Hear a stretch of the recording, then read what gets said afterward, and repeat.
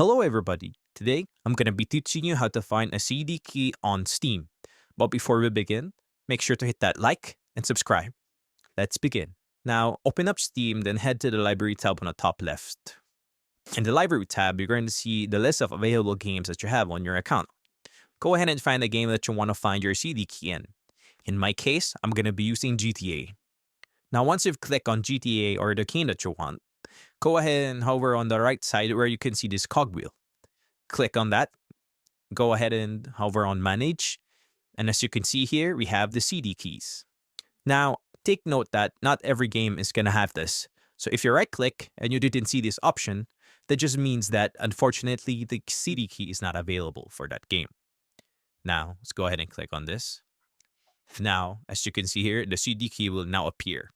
Once you click on that key, it will be automatically applied to your clipboard. Now, that's how you get your CD key. I hope this video helps.